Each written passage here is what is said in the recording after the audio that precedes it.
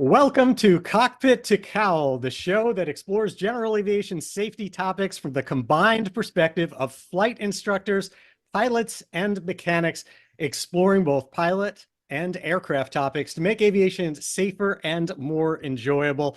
I'm Jeff Simon, pilot, AMP/IA, and president of SocialFlight. And I'm Brian Schiff. I'm a 38-year flight instructor with a gold seal, double IMEI, and on the side to feed my hobbies, I have a side job at a major U.S. airline. I love teaching. I've been doing it ever since I was 18. So I've started a website, The Proficient Pilot, and I'm going to be propagating many educational content ideas through that website. Brian, I have to say, I am so excited to be doing this show with you. This is basically taking public so many wonderful conversations that we have had through our friendship throughout the years. You have taught me so much, and we basically decided let's take these discussions public. And why make the two of us the only beneficiary of all this? So I just want to say I'm grateful for you doing this, and I'm very excited. As am I, and I think it's like I've always said, if somebody could be a fly on the wall of our conversations, especially when you're schooling me on things mechanical, or I'm schooling you on flying operational stuff, the conversations we've had are gold, and I'm happy to share those with everybody. And I really think it's going to be beneficial for other people who watch and listen to us converse about those things to learn from them as well. Yeah, it really is wonderful. And I just want a few things for everybody that's out there. One is, of course, if you attend live this evening, then you will be getting Wings credits. In addition, a recording of this Cockpit2Cowl show will be available directly through SocialFlight, where you will be able to get Wings credits by watching it there. There'll be a quiz associated with it. It takes us a few days to get all that processed, so it won't be right away after the show, but we will get that up there. And this is not a one-time thing. Brian and I plan on doing this show monthly, and it's a great opportunity to have new topics and take so many of the things, as we discussed, that we've talked about before, that involve both mechanical things and pilot aspects, and bounce things off each other and bring it all to you for Wings credits through that. And then lastly, because I've gotten a lot of emails about this, the Cockpit2Cowl is a new show. It's in addition to SocialFlight Live, as you see behind me. It's just another great opportunity for us to talk. We happen to be off this week from SocialFlight Live, but we're back next Tuesday at 8 p.m. Eastern on our normal time with a show that is spectacular. I just want to mention we have P-51D fighter pilot from World War II, hero Bill Lyons. He is 100 years old. Amazing individual, incredibly with it. I'm telling you, please do not miss this show. This is one of these unique opportunities, but SocialFlight Live is still there. And let's get to Cockpit2Cowl. Brian, I'm just excited to get going. Well, I am too. Let's get talking. I'm eager to see that social flight next week, and I hope that if we have new people who don't know what social flight is, that they check out your app, because I use it frequently to figure out, okay, where am I going to spend my avgas money today? Where am I going to go? What kind of fun are we going to have? And it's like sometimes we need an excuse to fly. We really don't need an excuse to fly because we love flying, but it's like, hey, what can I do today? And I had no idea about all the museums and restaurants and all the fun things near me until I got your app. Thank you. I Yeah. love that. I just want to support aviation, so I Yeah. love it. So I want to get started with you, because I'm being selfish here, and Okay. I am. I'm going to pick your brain first, because I had a flight recently. I was coming up from North Carolina back home to New England, and IFR, IMC for most of the flight.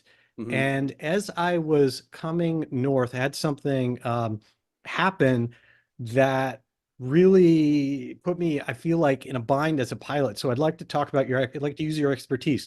And I'm going to share an image here in order to do this. So let me see if I can do this properly. All right. If we're Um, going to do it as a podcast, we might have to describe it a little bit for those who we are just will. listening Excellent. in. There'll be an audio version of this also. So here's the story. Okay. Okay. I'm flying up from North Carolina. And while I'm doing this, and I'm going to make this just a little bit bigger here, while I'm en route, What I start to see is that there's some weather that's moved in during the flight time.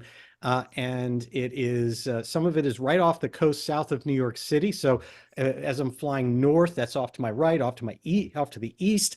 And then there's a quick moving, really violent, nasty looking cell that is west and northwest of New York City, and it's moving across the state of Massachusetts there, and it's pretty close to the coast. So what that leaves, for everybody who's thinking about this, it leaves Long Island nice and clear. It leaves this beautiful path that lets me come up there, carve across, don't get near any thunderstorms, and get home that way.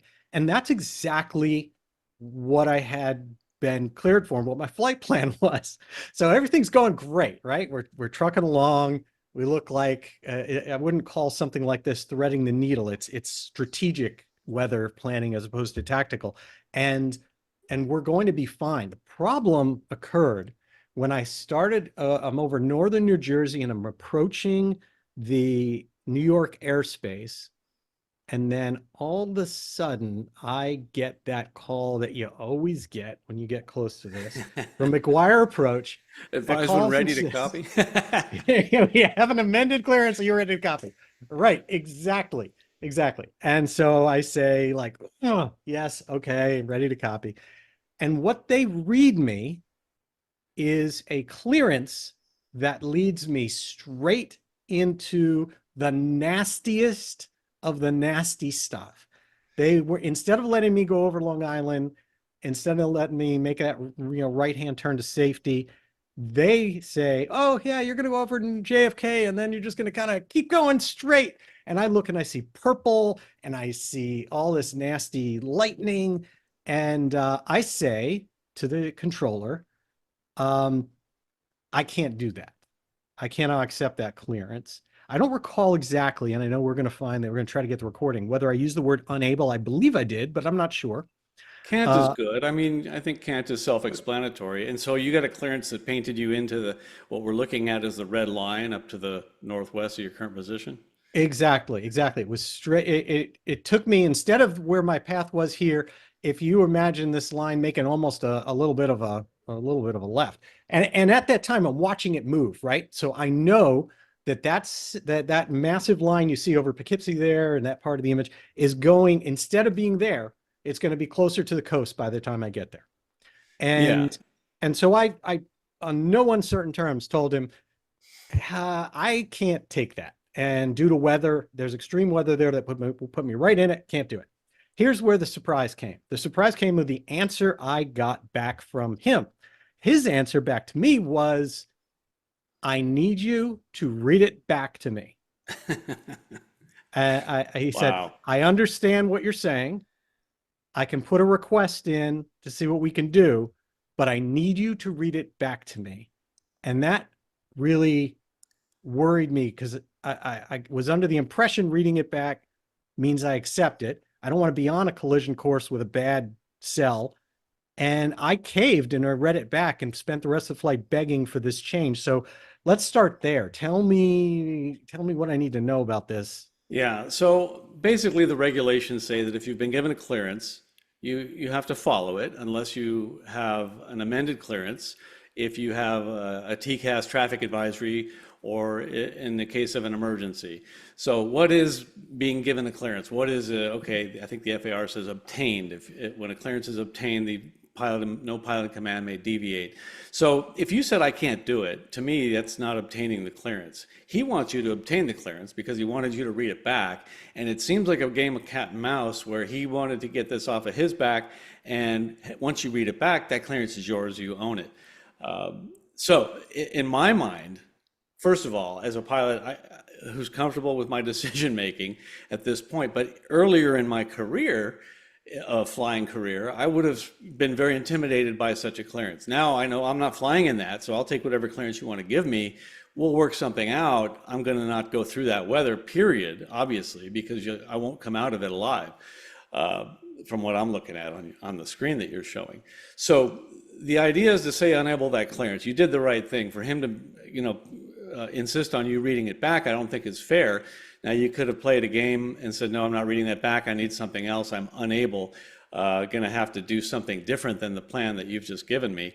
Uh, you know, that puts you in a spot. You're not going to go through it. So that will lead to a request for deviation.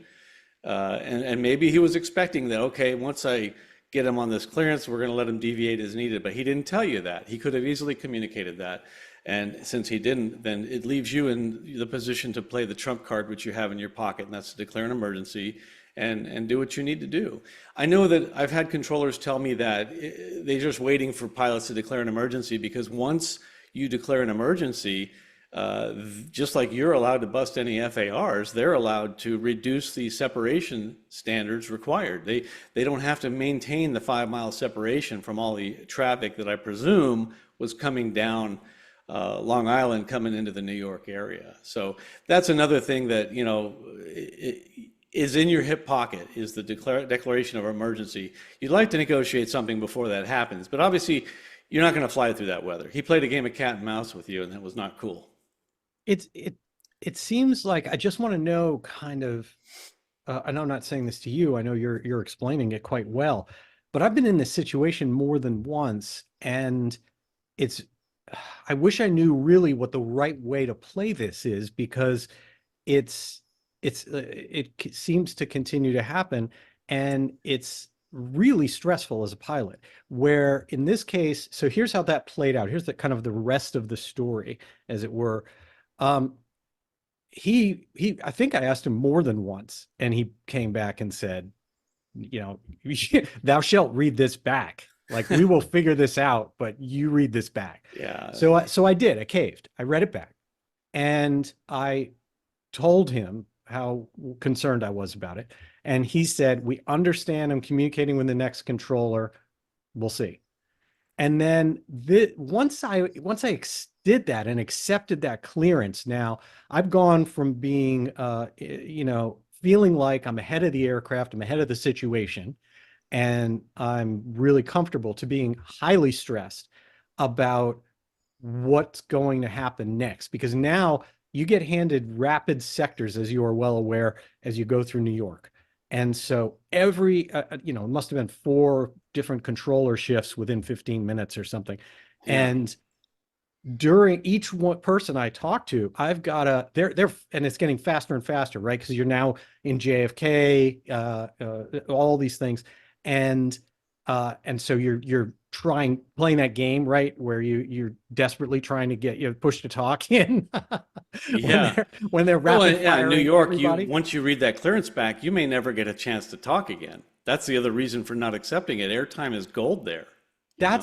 That's the problem, right? So here I am now stuck, where each controller I desperately trying to get through and say, hey, I can't do this. And wait and finally get some opportunity where they're like, we hear you, but we're not going to be able to change it. Now, as I got closer and I got over JFK, I got the next answer, which was more clarity, where they said, I understand, but we cannot let you go over Long Island, because that's where all the airline traffic is coming in. And so you're not going to be able to make a right there. We'll do what we can. And as that progresses, I'm getting closer and closer. I showed a new image here, where this is Yeah. how this thing was moving. And so now it's getting closer and closer to coast. I'm looking at this and saying, there's no way I'm going, as this is moving, for example, Hartford in this, there's no way I'm going to get close to where this storm is. At some point, I'm going to push the panic button on my own, and I'm going to make a right, and that's it. Yeah, But and that's where you have to be comfortable with your own command authority, that, okay, first of all, we're not going through that. I'm not flying through it. I'm not getting anywhere near it. So let's just see what happens as this plays out, because I have the flight controls in my hand. You have the flight controls. You're going to turn the airplane to the right before you go into that weather. That's how it is. And you know, you'll put 7,700 in the box and put the airplane where you need it, and then get on the ground and deal with the consequences later. That's always the out, but a pilot has to be comfortable and okay with doing that. You can't just let ATC drive. I think they probably were getting busy. Maybe that line popped up, they weren't expecting it, and they were just a bit overwhelmed and needed to just check that box where you weren't an imminent problem, they had other aircraft that may have been having more eminent needs. I'm trying to play devil's advocate of why the controller might have done that. There's always more than what we see. But you also know, and you've got to feel comfortable with the fact, well, okay, I'm not flying into that, but let's see how this plays out. So, so the way it did play out in this case is all of the New York controllers kept me on that course going right at that weather and would not allow, without me doing something on my own, like you said, declare an emergency or deviate on my own. They weren't allowing anything. So real Um, quick, and may I just describe, like I'm looking at the course line that you painted, and it's just skirting the edge, if not clipping the front end of a squall line that's a very serious, sharply contoured line that I can guarantee with my experience is going to be right over the top of your course line when you by the time you get there. yeah, you see where I am. I'm down at the coil VOR. I So see that, and I'm describing it for the sake of a podcast. But yeah, yeah, I yeah, see no, that. no question. So there's Okay. no question I was going to be there, and that thing was moving quickly. So I already know how this is going to play out for me. Yeah. What ended up happening is New York kept me on this kind of course of doom the entire time. And then essentially they were, as you mentioned, extremely busy. And so they basically were, we're not gonna help you. And then Yeah. when they handed me to Providence, when I was finally touching the coastline of Connecticut and starting to get too close for comfort to that, that's when they handed me out of their sector. And Providence was wonderful. And the wonderful controller there, she basically said, do whatever you need right now. Like but that wasn't until New York dumped me out. And so talk to me a little bit about making your own plan aside from what you're given, because I think that's kind of the only thing, but it's just so stressful. Yeah, it is stressful, and it's not fair to put that upon you. I would venture to wager that the controller was stressed out, and I know for a fact that the ace in the hole, that your trump card is that you're going to declare an emergency, and you can do whatever you need to, and the controller can do what he needs to at that point. And the separation, I spoke with a controller who actually told me that the separation is not the same. They can actually break the separation. Doesn't have to be 5 miles. They can go down to 3 or 2, do what they have to do to meet this. But I think the controller didn't have time to make you feel comfortable because he probably had a lot of other stuff to do. As I look at this route, and you're going to be coming closer to it as it approaches and wedges into your flight path, I would make a plan. Is like, if I'm looking at this, I would make a plan. Well, after this point, there's some uncertainty as to the accuracy of next rad. So I'm going to factor that in. I'm going to be very conservative and say, let's say this weather's old, and I'm going to see how far it moves in 20 minutes, and I'm not going to get any closer than that. I'm going to make a right turn. Let me ask you though, were you IMC or Yes. VMC? Most of it I was IMC. I was in and out, so I would consider it all to be IMC because it was certainly Yeah, okay. So you not couldn't see something like that. this. Yeah, okay. No, I no, and therefore, of course, and we can talk about it in a minute, but we don't want to, wouldn't want to use it as this weather as a tactical tool. Sure. I wasn't trying to pick through anything. To me, again, there was a safe route, and this was really moving fast. So you're talking about weather now that was moving around 30, 40 knots. Um, Yeah. so to give you an idea, by the time I ended up deviating, I didn't make it to my destination. Uh, You mean uh, diverting. Diverting, So excuse so me. where did you go? I You went to landed. Plymouth. I went into Plymouth, Okay. and so I ended up turning over the Sound and staying away from it before I reached the coast, and going until I came to Cape Cod and just putting down there. And Okay. at that point, I was, 45 minutes ahead of it hitting. Yeah. That's it. Well, that So sounds like a good ending. I mean, you did the right thing. yeah, it is. It's interesting what you mentioned there. I want to grab onto for a second, and that is I think about saying that I am deviating due to weather and just saying I'm just doing it now. And as you mentioned, you can divert in terms of where you're going to land. I was not thinking about pulling the emergency trump card. Tell me more about that. So I think you always need to have that in your hip pocket. And I remember my instructor, who shares my last name, teaching me you declare an emergency when you're not getting what you need from ATC. Uh, Obviously, we're not going to declare an emergency to get priority because I don't want to hold. I don't want to use it to get ahead of people. So we're not talking about taking advantage of that. We're talking about I have a problem. I need this. I'm not getting it. I've had some problems where ATC, I was the only one they were working with, and they could give me whatever I needed. There was no real need to declare an emergency. So when you need to violate a rule, or when you expect ATC to violate a rule or give you priority, you need to be prepared to declare an emergency. And I've had to do so several times. One time was very similar to this. I was actually fortunate enough to be in the right seat in a Cessna 414 with my father, and we were flying a VFR, flight following, and it was just like this, and we were approaching, weather was wedging us into restricted airspace. And he said, I'm not going to be able to stay clear of the restricted airspace. It was also building behind us. And ATC said, well, are you IFR equipped and are you IFR capable? We'll give you a clearance into the weather. And it looks similar to what you're looking at right here. There's no way we're going to take an IFR clearance into that. So he said, negative, I'm not taking a clearance into that. It's convective, it's thunderstorms, we're not doing that. And so they came back and said, well, we don't know what, say your intention. So at this point, we're like, okay, he just calmly declared an emergency. He said, I'm going to squawk 7,700 and turn right, and I'm going to fly into restricted airspace and get around this weather. We couldn't get back. It was building up behind us as well. And it was really watching him just so cool and collected, declare an emergency, fly into the restricted airspace, and ATC was gracious after that. They said, yeah, give us a call when you land, let's talk about it. But we landed. The thing that a pilot needs to remember is you want to do what you have to do to get on the ground safely.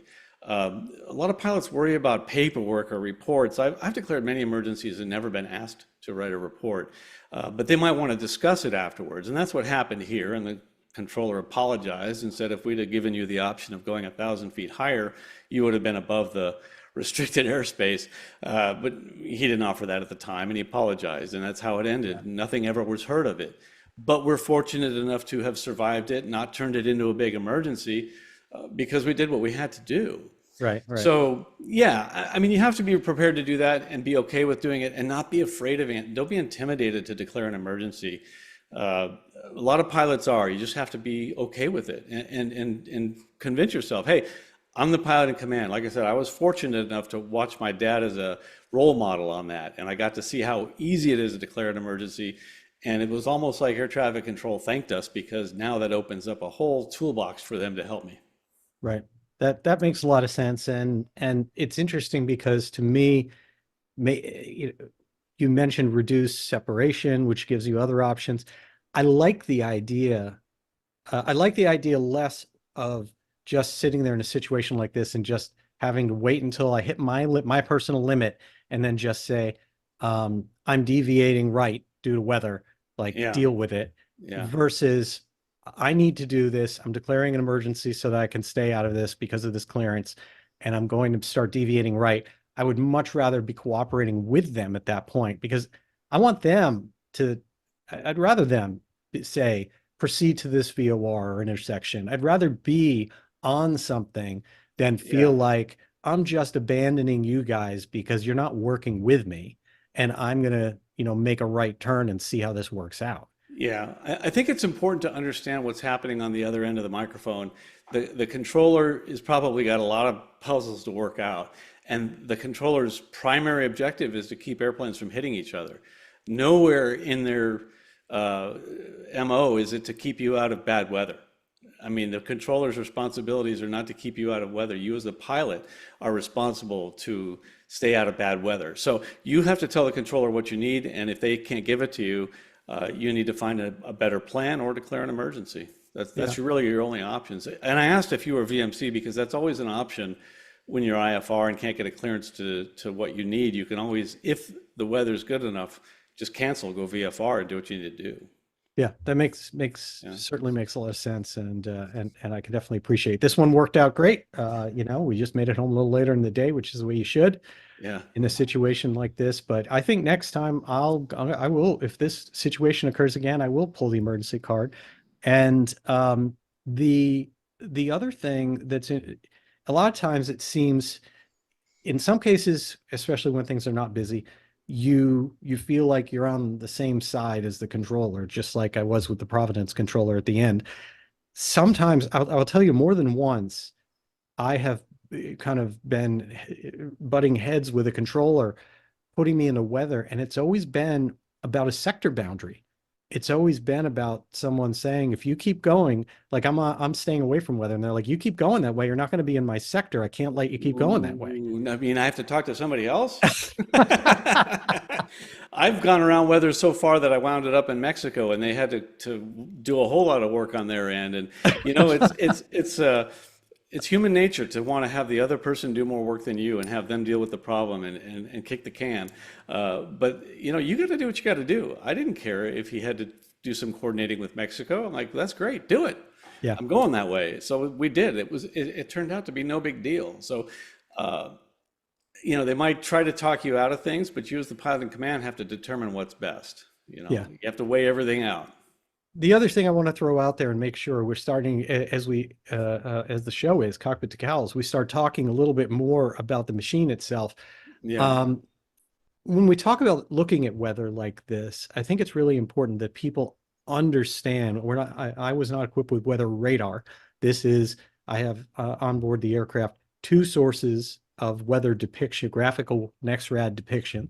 One Yeah. is ADS-B and one is Sirius XM. So one from satellites, one from ground-based. Fortunate to have both of those on the plane. And I think a lot of people don't necessarily realize how old that data can be. It's a lot of great, fantastic information telling you where the weather was. So, yeah, and you used a term that I really like. You said strategic, not tactical. So strategic for long-range planning. You know, I'm Yeah. looking, okay, I want to stay over Long Island. But if you're going to use that weather radar to tactically, I see a hole and it's 2 miles wide and I'm going to go through that hole. No, that hole was there 10 to 20, maybe even more minutes ago.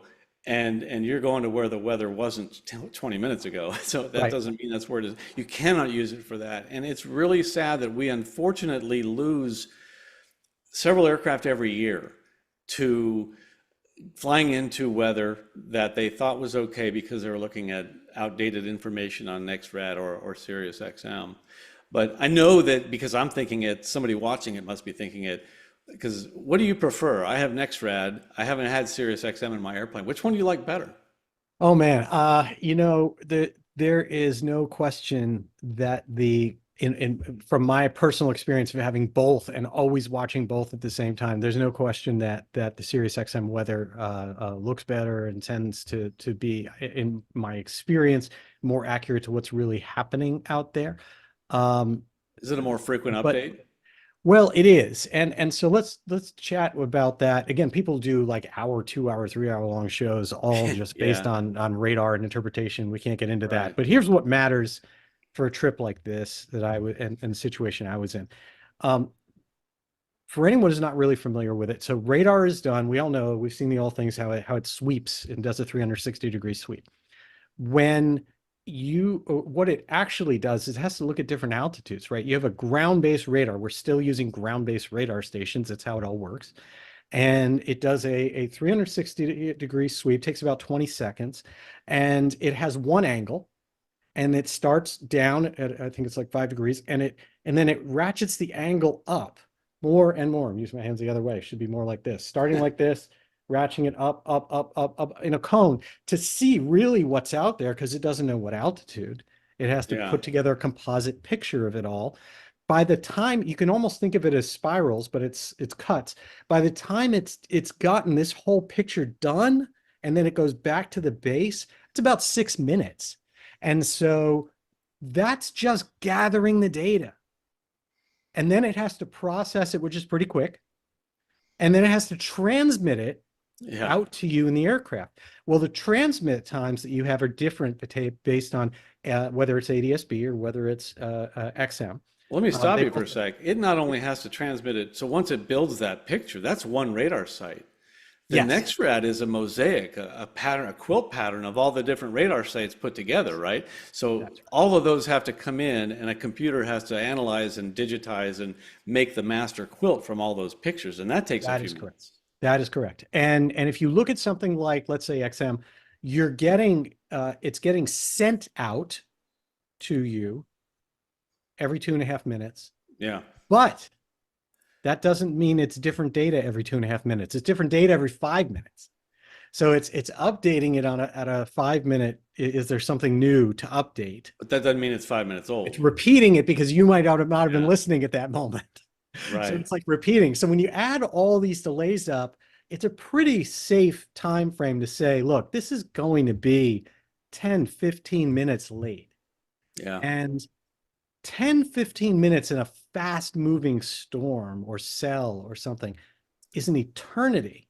Well, if it's moving 35 miles an hour, it's going to move one-fourth of that, in that amount of time. In 10 minutes, it's going to move, 5, 6 miles. So you're talking about a 2 or 3 mile hole, but the weather's already moved 5, 6 miles, might even be growing. And we don't even know what altitude we're really looking at for this mosaic of weather. So there's a two-dimensional picture we're looking at playing in a three-dimensional world. Right. And that doesn't even account, of course, for something which I've also learned during too many years looking back, too much gray hair of flying, which is by human nature, we like to look at these gorgeous images and think of them as being static cells that move, right? I think that's how the human brain tends to default to processing it. Anytime you look at it, like that rain is going to be in this place at this time. If I Yeah. watch it, I can Yeah. estimate. That doesn't account for the fact that that's actually not how it works. It's going to change Right. shape. It's going to leapfrog. It's going to, something that wasn't there is going to Yeah, pop bottom up. line, don't get anywhere near it. I mean, don't Yeah. get anywhere near that kind of weather. And when I say don't get near it, I mean 20 miles away. Don't get any closer than 20 miles, and that's just a gouge, depending on the speed that it's moving. Unless you have onboard weather radar that's scanning live, looking at a picture of weather radar. If you have XM or Sirius or whatever kind of display you have, if you're using a tablet or an iPad with ForeFlight, ForeFlight is the same thing. It's delayed. It'll show you the timestamp that ForeFlight received that weather. Doesn't mean that's the time that weather existed that you're looking at. I took a very cool video that maybe I'll share in a future one of looking down at my iPad, showing the next rad weather. Then I look up at the weather radar, and so the next rad shows this thunderstorm off to my left. I pan up to the weather radar. The weather radar shows the thunderstorm is off to my right. And then we look out the window, and lo and behold, it's over there. But if you'd have looked at your iPad and the next rad to avoid that, you would go, man, I'm making a right turn. Yeah. And you look out the window, and that would have taken you directly into this thunderstorm. So you cannot use it for deviating or tactical circumnavigation of weather. That's not what it's for. It's big Yep. picture stuff. It's for getting the METAR at your destination, and looking, 100 miles down the road, what's happening, is the line building, and so Yeah. on. Yeah. A good lesson, and it absolutely needs to be said as well. So that's the kind of stuff that I think this conversation, I hope that people watching this pass that on to others, because there's just too many accidents of people that didn't get the memo that, hey, you cannot deviate around weather with this. Got it. So, we're talking about the airplane, since we're talking about the machine and all. I know that since I bought my airplane, I was always, I've had a couple airplanes, but when I bought my Citabria, and I had my first annual and I got it back, and since you and I have become friends, I've told you hey, I had this happen, or mechanic told me this, and you ought to do that. And boy, have I learned some things. I was an idiot as far as maintaining an airplane or knowing about the airplane. You can't just get in the airplane like you get into your car, and drive it. You need to know about it, even if whether you're an aircraft owner or an aircraft renter. So what I did, when I first started instructing, I had a student one time, and I wanted to teach him about the aircraft and how to pre-flight it and how the systems work, and show him things. And while we're out there pre-flighting, I looked over at the hangar and I saw that there's another 172. It looks just like ours, with the cowling off, and the mechanic who I knew working on it. And I said, this is a great opportunity. And I think I heard my dad say this one time, one of the pieces of advice he gave me years ago that just went in one ear and stopped here, thankfully, so it's in there. But we walked over to the hangar and I asked him, I said, hey, can you just show us a few things? You know, in a pre-flight, we do a magneto check. Where's the magneto? What's that look like? And so seeing it there and having a mechanic show it to you led me to the, you know, the advice my dad gave me years ago: pay a mechanic for an hour of their time to just show you the idiosyncrasies of your airplane, show you the insides, maybe during the annual, maybe just if you're renting something, go to the hangar and see one that's being worked on a similar type. You can learn so much, and I think pilots and mechanics need to interact. Hmm.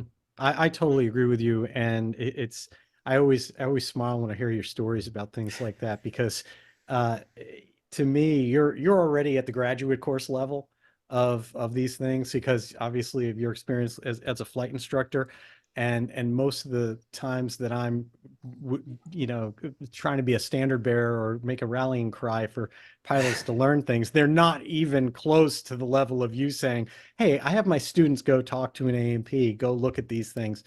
They're nowhere near that.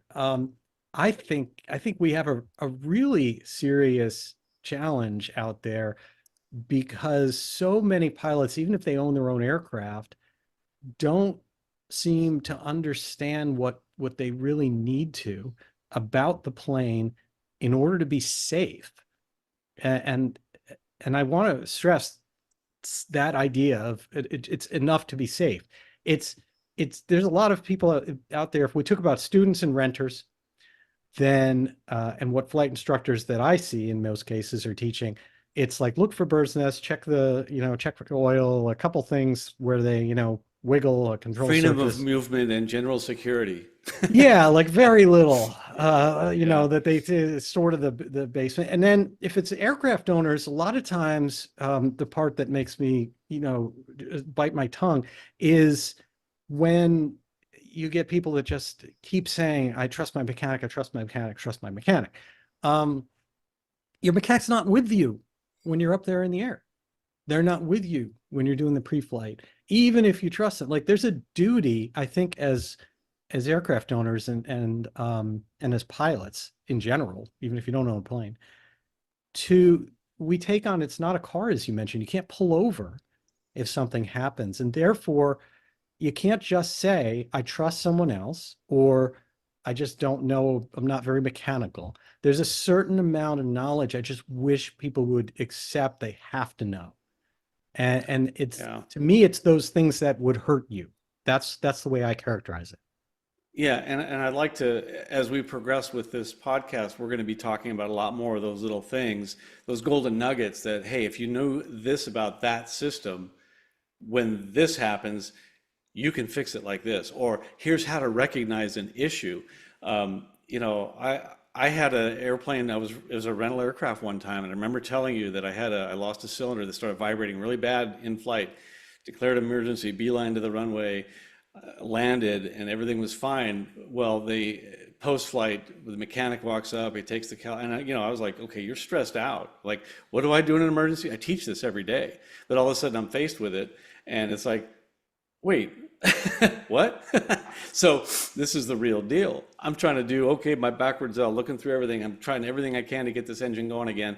It's not going to happen. It's vibrating like crazy. I'm using as little power as I can. Just want to get it on the ground. Landed downwind on a long runway just so I could not have to fly a pattern in case the rest of the engine fails.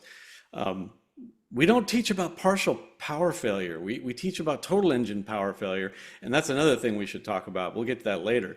But when I got on the ground, I remember talking to you afterwards, and you telling me something that really hit me hard, is that you shouldn't have an engine failure. You shouldn't have an engine problem. And what happened was it lost a valve. So one of the valves failed. And so basically I'm running on 3 cylinders because the valve was wide open. I think it broke, or you know, I don't know what happened to it, but it failed. So you said it didn't have to happen. And I'm like, what do you mean it didn't have to happen? Things break. And the airplane had 100 hours. It was within annual and blah, blah, blah. And so you told me something that could be done during the annual. It's not required, but a good, prudent idea to do it. Something with the valves. What was that? Well, that was in Lycomings, the sticking valves that can Okay. happen, that's out there, and the wobble check. But the fact is, you can do more than the minimum as required. So as a pilot, you can ask a mechanic when they work on your annual, hey, can you do this? Can you do that? But I don't know what to ask them to do until Yeah. I met you and we talk about it. Well, that's what I think this kind of research or asking another mechanic, every pilot should have a mechanic friend so that you have a third party not trying to make money from you. But learning these gotchas are important to not only dealing with the problem in flight, because if you understand and know how it works, you can deal with it better, but also preventing it by doing the right kind of maintenance or ensuring that your flight school does this during their annuals. If Yeah. you're shopping for a flight school. Yeah. That definitely makes sense. And I, of course, agree with that. I think one of the areas and something I want to work on, and we can work on it together, is how to go into detail and maybe create a course that gives that level of education for pilots. Always say and aircraft owners, but for pilots to understand enough about their aircraft. And I do always latch on to that. What can hurt you? Because there's lots of stuff out there for preventive maintenance and what's the best thing for cost savings and longevity of the aircraft and all sorts of stuff that is great and really important and the best way to operate a plane and understand it. But there's also a subset that's a lot easier to understand. And that is you can go spinner to tail. You can go around the whole airplane with a mechanic and be taught, what do I need to know? What can hurt me in this area? And I don't That's mean huge. they That start right at the prop I'd and pay you money for say, that information. yeah, well, let's start right at the prop, right? Yeah. And sit there and go, as an example, what can hurt you here? And they can sit there and say, all right, you wibble, wobble the spinner and make sure it's secure because that thing flies off. You don't want that. That can cause issues more. But let's look at the prop itself. If it's a composite prop, if it's any prop, here is what a dangerous level of kind of like ding or rock thing or anything else is, what you have to worry about and what you don't worry about. That's just erosion or normal stuff. But you lose a chunk of a prop in flight, that can hurt you. Yeah. um know about things like a hub and what does oil streaking that's kind of just leaking out look like versus what you look at that needs to be looked at because it could be a crack in the hub or something. This is just pre-flight stuff. This is like, understand it enough so that you have confidence in saying, I'm going to call off this flight and have someone look at it, because I know I've been told that if I grab the tip and it really is wobbling, someone needs to look at it because that could hurt me. Right. Right. And you told me with respect to my, engine failure, there may have been signs.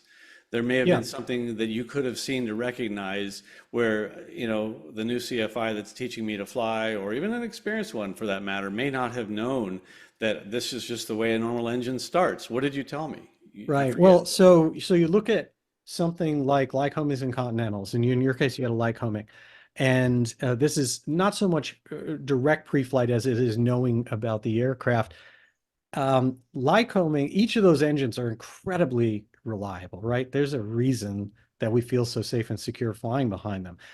But when something's really reliable, then you also know what you can kind of narrow down. What are the things that cause them not to work when they do fail? This is how they fail. And Lycomings, they each have valve issues. Lycoming's valve issues are that valves can stick. And if a valve sticks where it's open, then the piston, it doesn't go back. The piston comes up and hits it, or it can fracture, and you can ruin your whole day on that cylinder very, very quickly.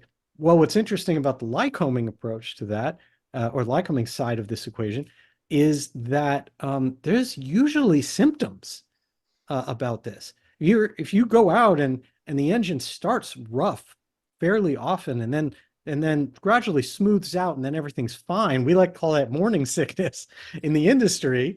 And that's like it's sticking until the cylinder heats up and gives it enough clearance it can move. And if you catch this, if you then it's really easy to solve. Like it's not a required thing to do for maintenance, but there's something called a wobble check. You can see if it's got clearance. There's a tool you can go and you can clean up the valve guide. It's not expensive. And so if you're experiencing something like this, if you ever see it, the first question then for someone who knows it's the Lycoming is to ask the shop, like, hey, have the valve guides been inspected on this? How often do you do it? Um, that's, Well, it's I not think like you it's can catch tough. 100%. Yeah, it's tough for a pilot to try to be expected to ask those kinds of questions. But I think it's easy for a pilot to pay attention to how the airplane normally starts, the sights, the sounds, the smells. I can tell if a car has, an antifreeze leak by how the exhaust smells. Okay, Yeah. that's experience.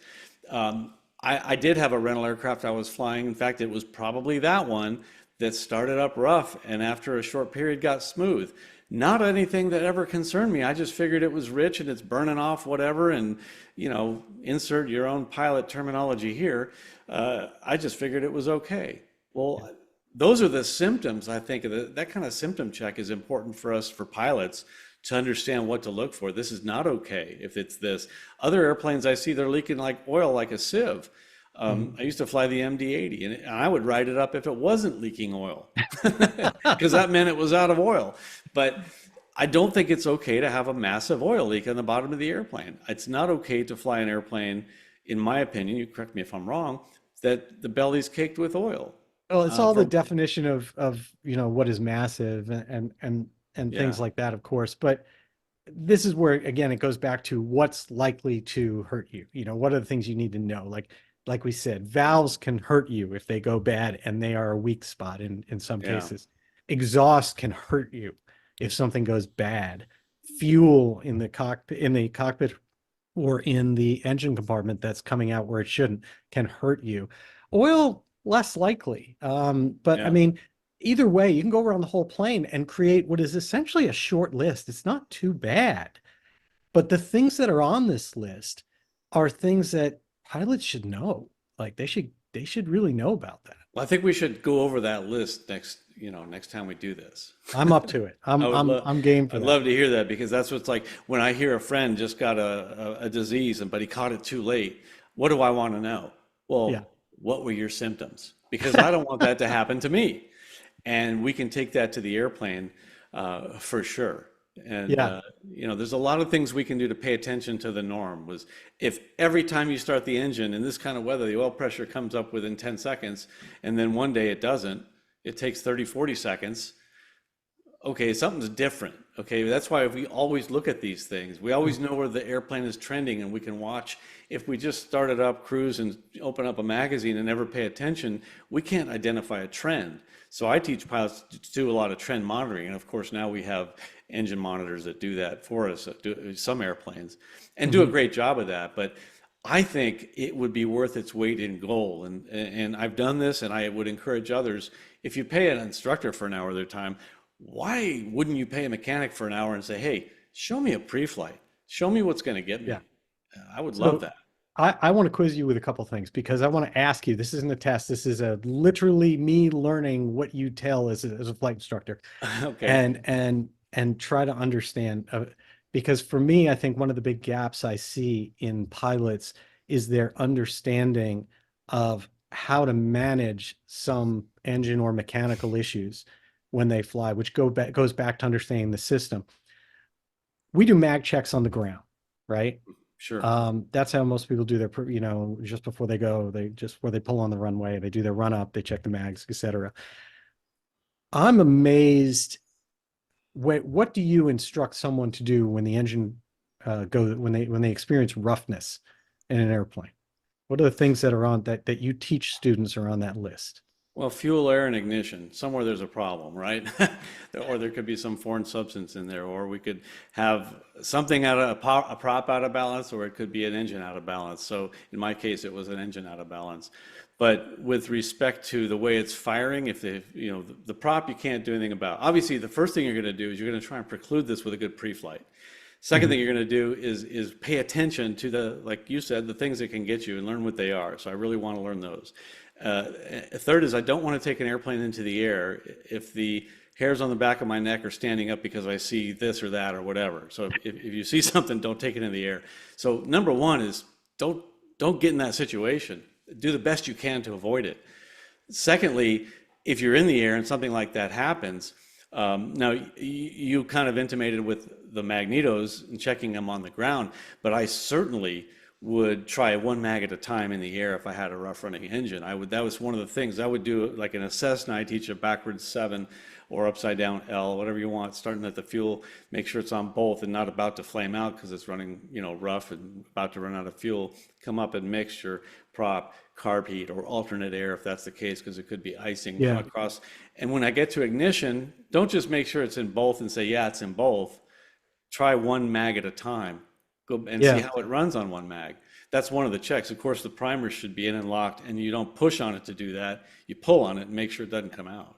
I, I, Uh, I wish yeah, more pilots actually did some of that stuff. The things I've seen most commonly taught when they have engine issues are generally about complete engine stoppage or power loss, like reduction.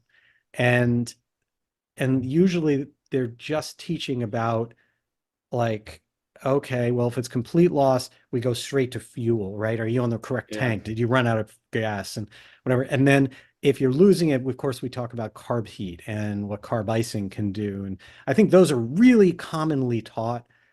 It seems, I may get a skewed perspective, but it seems far less frequent that pilots are taught and students are taught that about a rough running engine, where you go for that, and that you should Yeah. be checking the mags, as you mentioned. You should be changing the mixture at that point. But independently testing these things.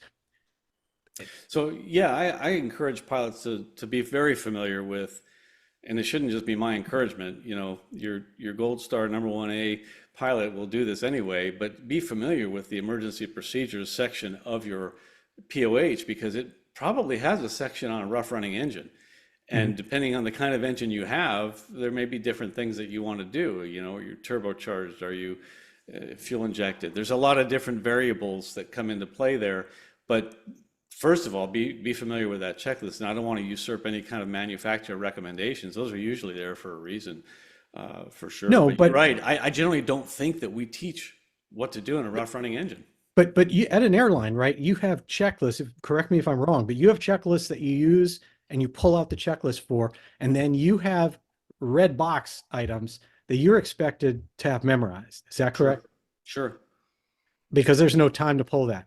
As Yeah. as owners of an aircraft or pilots of an aircraft or anyone commanding an aircraft, to me, I think we're missing, where are those boxed items? Where are those things that have to be muscle memory? Your Come engine's fly with rough. me and I'll show you, because the checklist that I use has that. My students have memory items. If you have an engine fire in flight, any of my students will know exactly what the first step is. When I Okay. ask that on a flight review, people will go, the mixture, the fuel shut off, pull the power back. What's the first step of an engine fire in flight? Hang on, I'm on fire. I'm going to get my manual out here. And, you don't have time for that. So I Yeah. encourage, every I, flight before you go flying, read one emergency procedure, what and you'll pick it Yeah, up. what I want to see is that, I think some people do it for, like you said, engine fire, complete loss of engine power. I don't think we do it for roughness. And let me give you an example why that is so important. There was an incident that I was working with someone on, that they had a rough running engine. They did not diagnose it in the air. Um, they tried to figure out where they were going to go. They focused on I'm not going to fault them in this regard. I mean, they focused on the pilotage side of it, where I need altitude. I need to find where I'm going to go land. I need to do all Yeah. of this. And at that point in time, what they were dealing with was a rough running engine still producing plenty of power. They did not make any changes to the engine or their controls. They did not try to diagnose it. The approach that I think they took was just that. I'm not going to touch anything, and it could just get worse. I'm just going to focus on getting somewhere. What ended up happening is that the engine ended up just basically, turning into a pile of metal. And the reason that happened in this case, not that they would have known immediately that this is what's going on, but in looking back, what happened was one of the magnetos had failed, and it had failed in a way that it had lost a number of teeth, and it was firing still, but far advanced. Oh, wow. So you had one magneto working properly and one magneto firing the spark way more in advance of the piston stroke coming on than it should be. That produces plenty of power, I guess, So unless one it's magneto for all cylinders, or like one cylinder in that one magneto? so it was the timing became wrong on one magneto. It was still producing power to all cylinders. So all So cylinders were getting an off-time spark. yes. So all Wow. cylinders, because of the teeth that had been lost on the magneto, and the way it had skipped, had an advanced timing. So you had one spark plug firing early Interesting. and the other spark plug firing on time. What happened and what was being perceived there was extreme detonation. The Yeah. engine's temps spiked, and the only thing that needed to be done Go to one to mag. preserve this was switch mags, test mags. Yeah, wow. So that's a great diagnostic tool, which I've used without really understanding why. I mean, without understanding the depth of what you just described. It's something that I've done. So you just reassured the fact that I do that. But I just figure I got two systems. And this is the dumb Brian simple system. I got two systems. It's ignition is one of the players here. A fuel tank is another player. I could switch tanks, switch a fuel. Try one at a time and see. And that's one of the things I teach. Now, I want to point out, don't test your mags in flight under normal circumstances. I don't think that's something that I want to be telling people to do as Why? a routine. Well, Why? because it's an opportunity to screw up. I try to reduce the opportunities to screw up, especially when you're me. If Okay. there's a I, way will- to I do will it, beg I will beg to respectfully differ with you on that one just okay. because, Why? well, because we actually do that. We actually do in the work that I do with Savvy and Mike Bush, the work we do other places. It's a Yeah, diagnostic tool. We have people go up all the time and run on and do a mag check, run on the right mag, run on the left mag, go back to both. And then we can yeah. see in the data what's happening within each of the cylinders. I would actually rather, there's very little risk to it. I mean, it goes Well, to so off you're talking about in flight.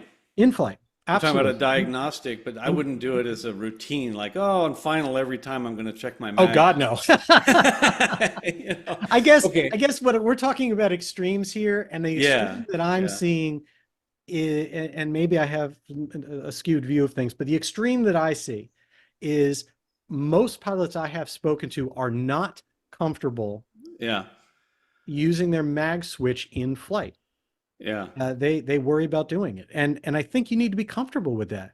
I think you Well, need to what be if it's comfortable in on left cruise mag? going from both to left. And by the way, if you have a rough running engine and you have a mag problem causing this, then when you go to one of those two settings, the engine will probably go quiet. And when you go to the other, it will become much nicer. So yeah, that's part of the process. So I'm just a dumb old pilot. I'm afraid if I go to off while the thing is spinning real fast and pumping fuel into it, and then I go back to turning the ignition back on, what happened? I know Mike Bush is in favor of it. I know that I've heard you guys talk about it. I know that it's not a dangerous thing, but I'm afraid when the engine is spinning to go to off and then back, for any amount of time and then go back on. I feel like I'm going to ignite a pool of fuel. Not No, no, true? I mean, I hear you, and that is what we are trained through experience Yeah, to believe because we're used to doing it on the ground. And when you're doing yeah. it on the ground, the starter is all you have turning it. And when it's not turning, you're just pulling fuel in. When you're in the air and that propeller is just racing along, your engine is an engine, whether it's firing or not. It is So it's pushing compressing, everything out the exhaust. exhausting, Okay. whatever's in it. If instead you have air and no fuel, or fuel and air and no spark, whatever's happening is going through that engine the same way. It can't sit there. And so that you don't generally have to do that. Now, it's not like I'm a fan of kill your engine in flight and hope it restarts. I'm just saying, what are your Well, I've risks? done that. I don't have a, Yeah. I've done that too. Under certain circumstances, Dad and I were testing to see if an airplane glides better at idle or with the engine off. So we had to There you try it go. both ways. But, under certain circumstances, we took precautions and all that. But no, that makes sense and that's good. And so I'm constantly learning. Like I said, I'm glad that we're just having these conversations with other people at least listening so that I'm not the only one benefiting from it and you're not the only one benefiting from it. So this is really cool. I'm glad we're doing this. I love it too, and maybe what we will do in some of our future episodes is maybe we'll bring out one or more items each time that we do this show that are kind of like these are the things that can hurt you, I like that. I really like because the I idea of just looking. want people to know that. That's my passion is if you're going to be a pilot, I just don't want you to simply say, I love my mechanic. He's the best guy in the world. The bigger check I write him, the better I feel. Right, right, Because that's not good enough. He's not with you in the cockpit when things go down. I want you to right. know what can hurt you. And then we can spend all day long talking about all the ways that you can be the best owner possible and save Well, the see, most that's money what and I fly the do. biggest You plane. say he's not in the cockpit. I make my mechanic go with me on the first flight after every annual. Okay, that is definitely on our next show because I'm with you. I mean, okay. Like, Taking a I'm giving plane. you a ride. We're going for a ride. If he says no, I'm not getting in that airplane, neither am I. Okay, So, there is no question next time we are going to talk about taking an aircraft and for flight after maintenance because that is the highest risk time and it is a whole subject into itself. I very much want to talk to you about that. and I want to Unfortunately, we're talk out to of you time about, tonight. yeah, and I want to talk to you about how pilots should write up discrepancies and what your pet peeves are, and maybe give some advice to pilots about how to write up some discrepancies because Love I've it. seen some Love it. atrocious things.